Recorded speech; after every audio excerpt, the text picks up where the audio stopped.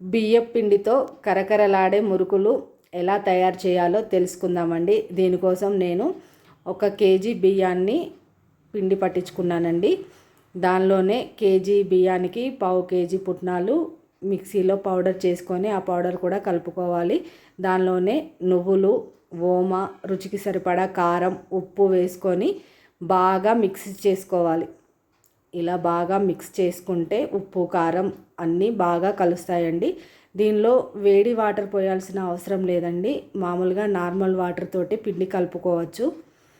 అలా కలుపుకున్నా చాలా క్రిస్పీగా బాగా వస్తాయండి. ఇలా మిక్స్ అయిన దానిలో కొద్ది కొద్దిగా వాటర్ పోసుకుంటూ ఒక ముద్దలాగా చేసుకోవాలి. బాగా పల్చగా చేసుకోవద్దండి.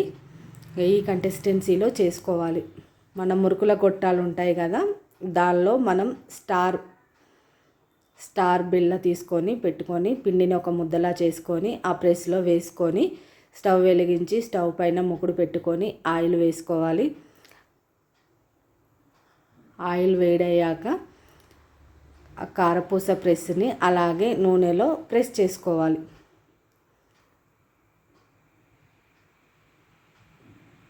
గోల్డెన్ బ్రౌన్ కలర్ వచ్చేలాగా వేయించుకొని తీసుకుంటే ఎంతో రుచికరమైన స్నాక్స్ తయారైపోతాయండి. పిల్లలు స్కూల్ నుంచి రాగానే పెడితే చాలా ఇష్టంగా తింటారు. మీరు కూడా ఇదే పద్ధతిలో తయారు చేసుకోండి. చాలా టేస్టీగా ఉంటాయండి. ఎలా వచ్చాయో కామెంట్ చేయండి. అలాగే లైక్ చేయండి, షేర్ చేయండి. కొత్తగా చూస్తున్న వాళ్ళు ఎవరైనా ఉంటే ఛానల్ సబ్స్క్రైబ్ చేసుకోండి. Okay, bye friends.